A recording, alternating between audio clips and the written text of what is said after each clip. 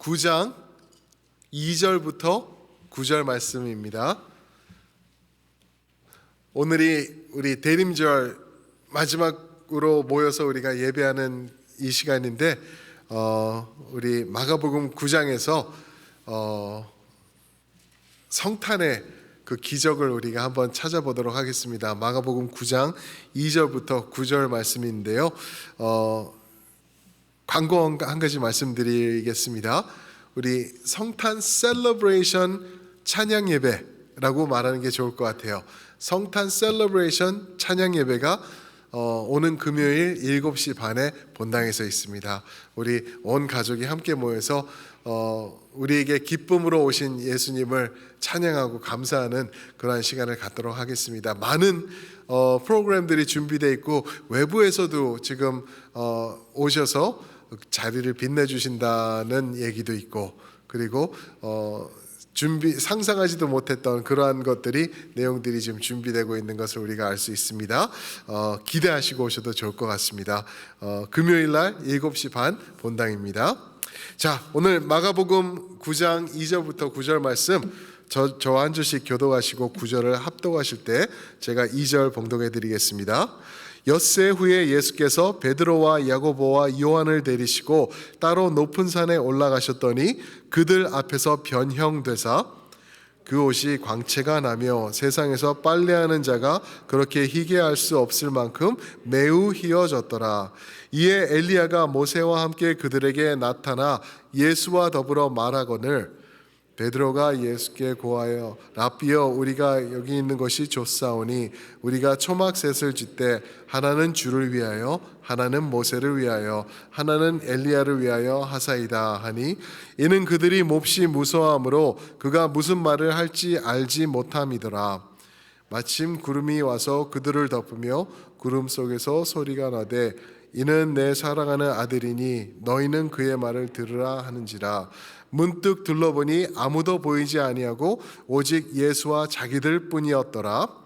그들이 산에서 내려올 때에 예수께서 경고하시되 인자가 죽은 자 가운데서 살아날 때까지는 본 것을 아무에게도 이르지 말라 하시니. 아멘. 오늘 말씀을 가지고 감추이신 영광, Undisclosed Glory of Christmas 라고 제목을 지어봤습니다. 사실 오늘 이 말씀은 우리가 특별히 성탄 구절로 많이 읽는 구절은 아닌 것을 우리가 알죠.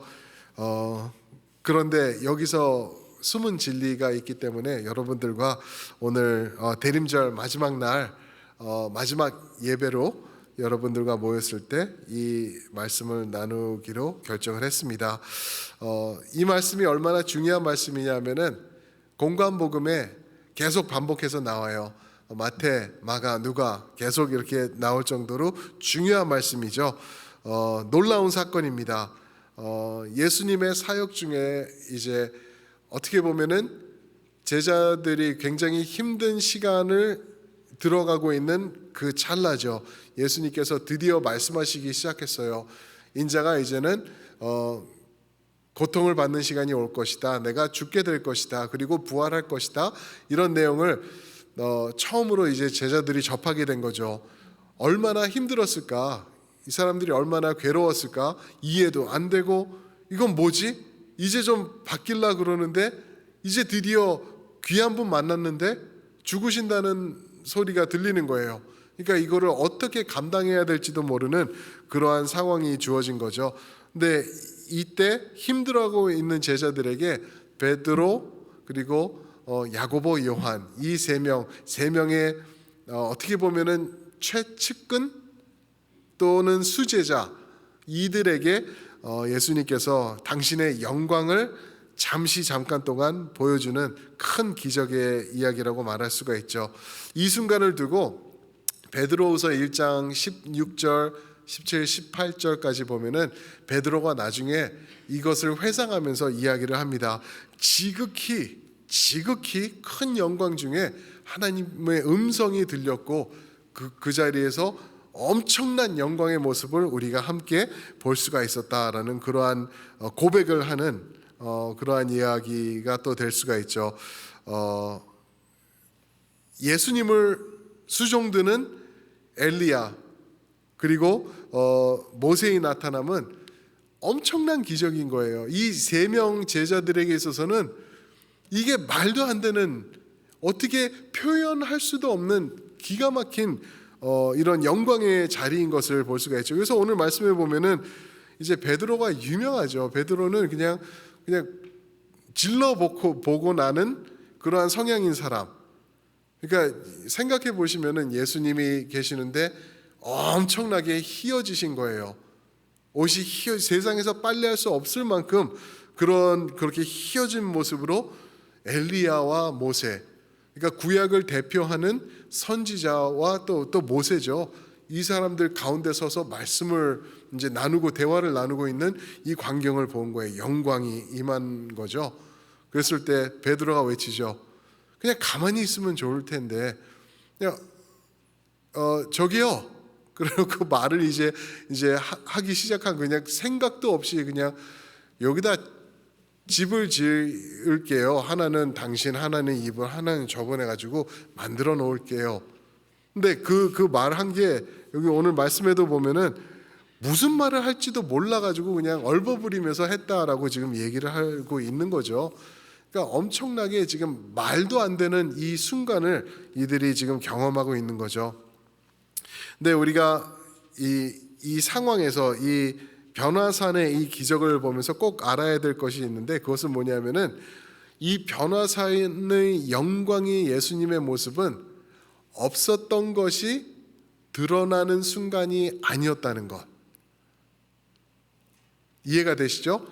이 예수님의 영광의 순간은 예수님에게 없었던 것이 이 순간 짜잔 하고 나타난 것이 아니라는 것. 오히려 예수님에게 있었던 것을 이제껏 감추고 계셨던 것인 거죠. 이게 변화산의 모습이죠. 예수님께서 마치 그 슈퍼맨 영화 보셨나요? 슈퍼맨 영화 보면은 유명한 장면이 있죠. 슈퍼맨이 나올 때 어떻게 하죠? 이제 위험한 일이 생기면은 쫓아가서 옷을 벗어야 되니까, 빤스 입고 나타나야 되니까, 그렇죠? 슈퍼맨 옷 입고 망토하고 나타나야 되니까 옷을 이렇게 안 보는 데서 이렇게 쫙 벗어요. 그럼 이렇게 넥타이를 풀고 이렇게 싹 하면은 슈퍼맨 사인이 싹 보이는 거 있죠? 그런 비슷한 표현으로 해도 될지 모르겠는데, 예수님이 이 힘들어하는 제자들을 향해서 마치 잠깐 봐봐 하면서 영광을 살짝 보여주신 이런 순간이라는 거죠. 진짜 기적은 그 영화로우신 모습을 계속 덮어놓으시고 감추시고 있었던 예수님의 모습, 그것이 어떻게 보면은 기적 중에 기적이라는 것을 우리가 생각해 봐야 된다는 것입니다. 그래서 빌립보서 2장 말씀 5절부터 11절 말씀, 유명한 말씀이죠. 예수님께서 어떤 모습으로 오셨냐면은 하나님과 동등한 위치에 계시지만 자신을 비우셨다. 하나님의 영광 그 자체이시지만 자신을 비우시고 찾아오신 모습으로 오셨다. 그게 성탄의 모습이라는 거죠. 그래서 우리가 이제는 좀 보이시나요? 이 변화산의 사건과 성탄과의 어떤 연결고리를 제가 만들고 있는지, 영광을 감추신 모습, 영광을 덮으신 모습, 드러내지 않는 모습으로 이제 오셨던 것. 그 예수님께서 영광을 살짝 보여주신 게 이 변화산의 모습이라는 것을 말씀드리고 있는 것입니다. 기가 막힌 것이죠. 누가 그러더라고요. 그 그 크심을 나타내지 않는 것처럼 큰 기적은 없을 것이다라고. 왜냐하면은 내가 할 수 있는데, 내가 이것을 가지고 있는데, 이것을 지금 언제든지 할 수 있는데 그것을 보이지 않도록 감추시는 그러한 예수님의 모습, 엄청난 것이라는 것을 우리가 생각해 볼 수가 있습니다. 저는요 심하지는 않지만 장애가 하나 있어요. 그게 뭐냐면은 폐쇄공포증이 있어요. 폐쇄공포증 뭔지 아시죠? 그죠? 이렇게 타이트한 공간, 그리고 이렇게 숨 막히는 상황, 그리고 이 창문 같은 것이 없는데 이제 답답한 상황이 되면은 패닉이 와요. 패닉이.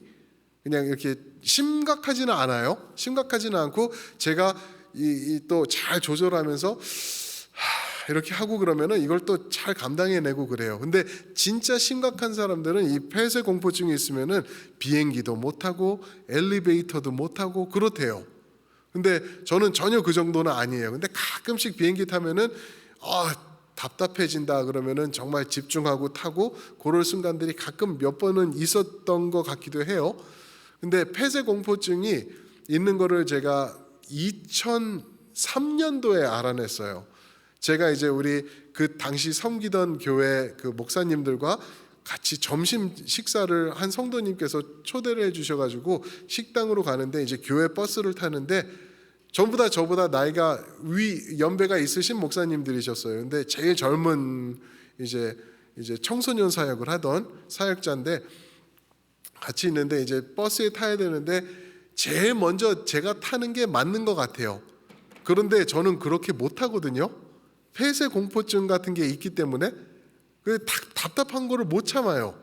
그랬는데 아무도 안 들어가고 이렇게 뒷짐지고 계셔가지고 제가 그냥 내가 먼저 들어가야지 하면서 제일 먼저 타서 제일 안쪽으로 들어가서 이렇게 벤치가 있으면 의자가 3개인가 4개 있죠. 그럼 이렇게 들어가서 맨 안쪽에 앉았는데 그 다음에 이제 한 분씩 들어오시기 시작하는데 한 분 와서 제 옆에 앉으시고 또 한 분 와서 앉으시고 또 한 분 앉으시고 제 앞으로 와서 한 분 앉으시고 또 다른 분 계속 이렇게 하니까 나중에는 숨을 못 쉬겠더라고요. 그래가지고 저도 모르게 뭐라고 했는지도 모르겠어요. 그러면서 뒷문을 열고 그냥 뛰쳐나갔어요. 맨 뒤에 있으니까 이 창문 이렇게 딱 이렇게 열고 밑으로 해가지고 문 열고 그리고 밖으로 이렇게 기어가지고 나가서 그거를 했던 기억이 나요. 그때부터는 내가 이게 심각한 거구나, 심각해질 수도 있겠구나 하는 생각이 그때부터 들었죠. 누가 그러더라고요. 작은 집에 살다가 큰 집으로 이사 가는 거는 큰 문제가 되지 않는데요. 그거는 사람들이 잘 감당한대요. 근데 큰 집에 살다가 조그만 집으로 들어가는 거는 엄청 힘들다고 그러더라고요. 이 말씀 왜 드리는지, 폐쇄 공포증 제가 조금 이렇게 있다는 거를 왜 말씀드리냐면은 예수님을 생각해 보니까 예수님은 폐쇄 공포증이 없으셨을까 하는 생각이 드는 거예요. 한순간은 생각을 해보세요. 하늘 보좌 위에 앉아 계시는 거예요. 한없는 측량할 수 없는 영광과 존귀와 찬양을 받으시면서 그 높은 곳 위에 계시는 그 크신 하나님이신 예수님이 한순간은 이제 아버지 하나님 앞에 순종을 하시는 거죠.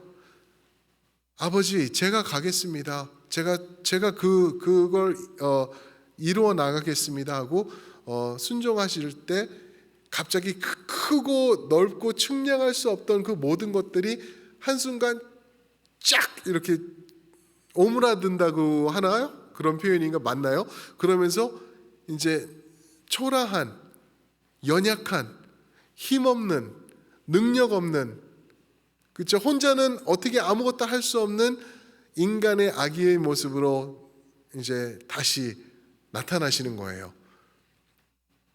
그거를 생각해 볼 때 제가 답답해져요.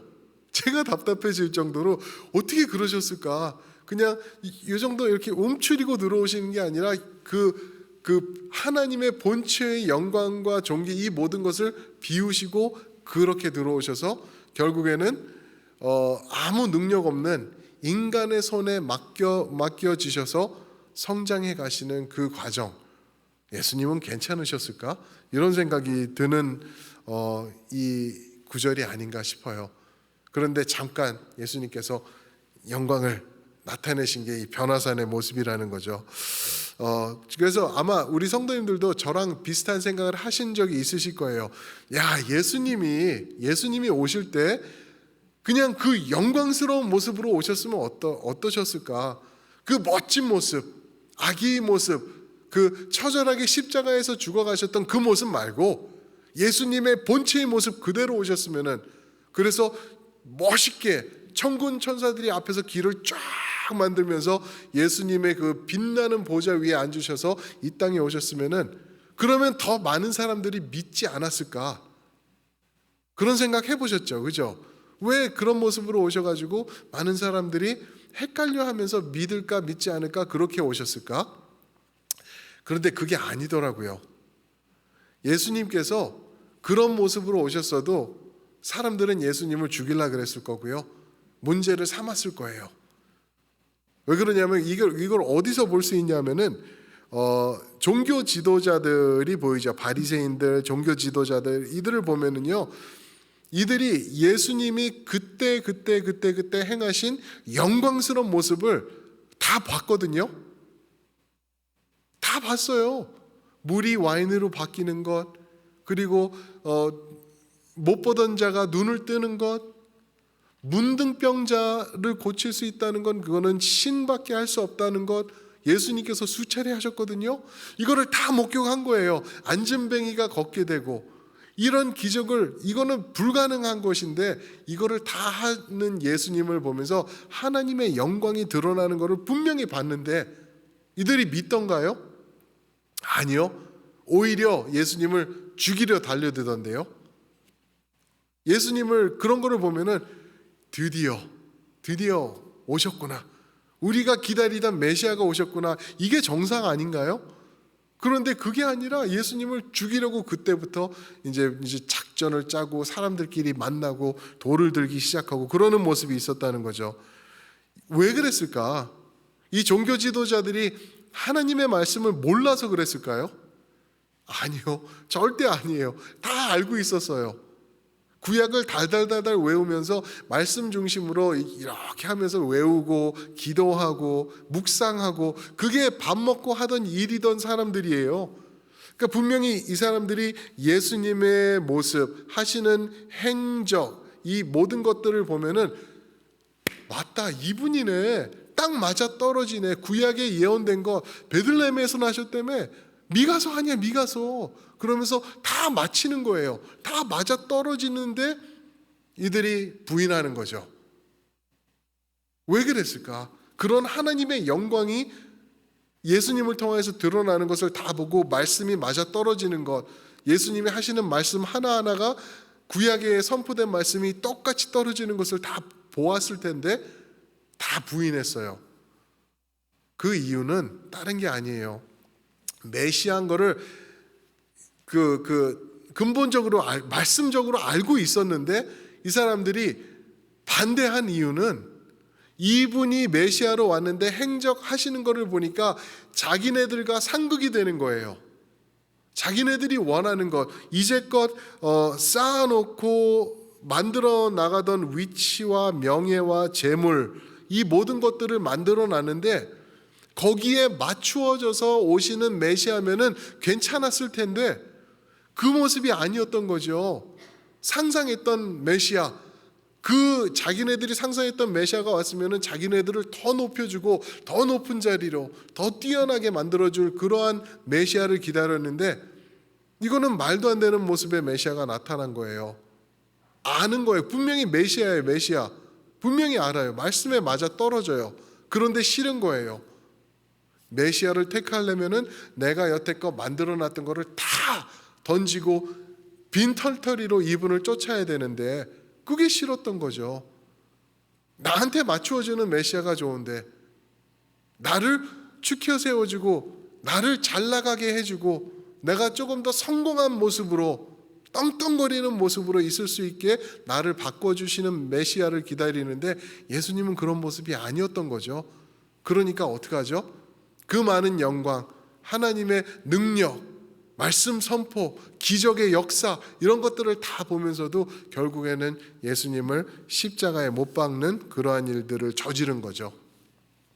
그래서 예수님께서 복음서에서 보시면 한 7번 정도 반복하시는 말씀이 있죠. 뭐라 그러죠? 귀 있는 자는 귀 있는 자는 들을지어다, 그 말씀하시죠. 그 말씀이 뭐죠?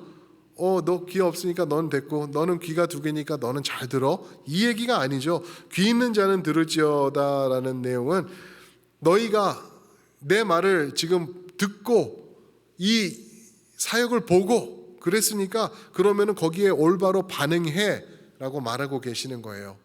봤지, 들었지, 느꼈지, 반응해.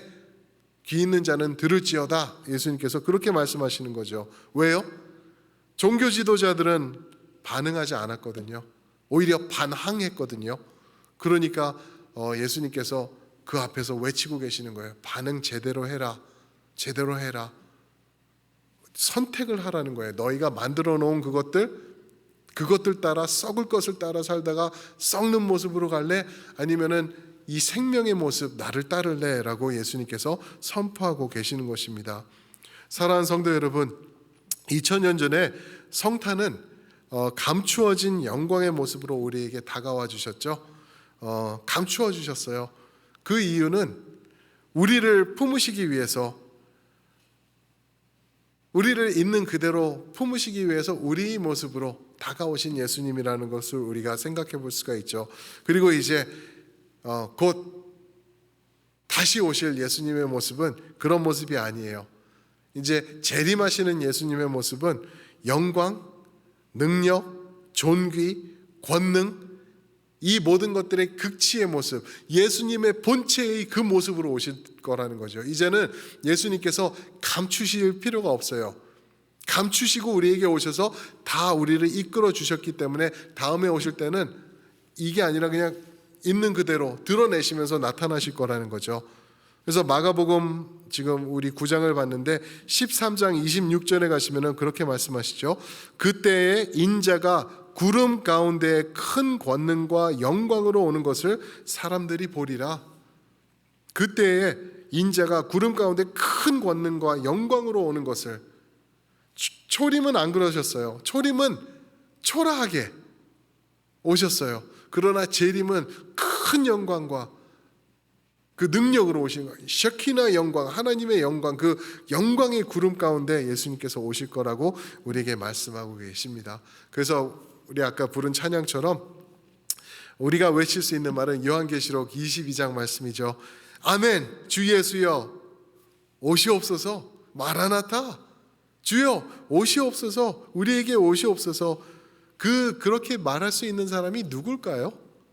아멘. 주 예수여 오시옵소서. 이 말을 할 수 있는 사람들은요, 성도라고 할 수 있는 건 아닌 것 같아요. 교회에 오랫동안 다녔다고 할 수 있는 거 아닌 것 같아요.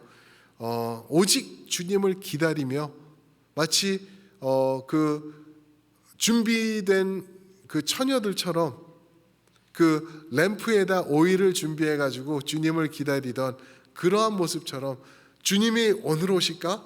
내일 오실까? 지금일까? 오늘 저녁일까? 하면서 주님을 학수고대한다 그러죠. 그렇죠? 학수고대하는 그러한 사람들에게 이 이제 고백할 수 있는 말이 아멘 주 예수여 오시옵소서라는 말이라는 것을 우리가 깨달을 수 있습니다.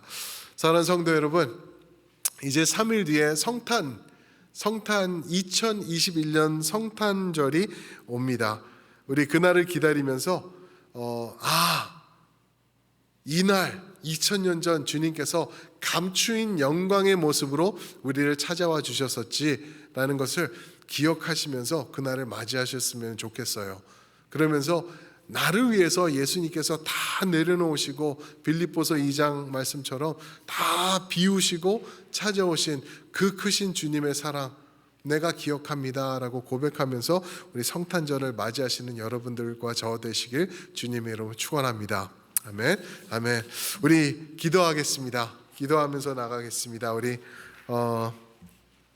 만약 주님이 지금 오신다면은 나는 과연 어떠한 모습인가? 어떤 느낌일까? 주님을 고대하며 기다리는 삶을 내가 지금 살고 있는지, 만약 아니라면은 왜일까? 내가 왜 주님을 그렇게 기대하면서 살지 못하고 있을까? 그런 질문들을 우리 자신들에게 한번 해봤으면 좋겠습니다. 그러면서 주님 앞에 진솔하게 하나님, 아직도 이런 것들이 나의 우상이 되고 있지는 않은가 싶네요. 주님 앞에서 부끄러운 것뿐만 아니라 두렵기까지 합니다. 주님, 이것들 주님 앞에 진솔하게 내려놓고 나를 위하여서 다 비우고 오신 주님, 나를 얻기 위하여서 다 내려놓으신 주님을 따라서 나도 주님을 얻기 위하여서 내려놓을 줄 아는 그러한 담대한 믿음의 주인공 될 수 있도록 나를 이끌어 주시옵소서. 우리 한번 그렇게 함께 한 목소리로 기도하면서 나아가시겠습니다. 기도합니다.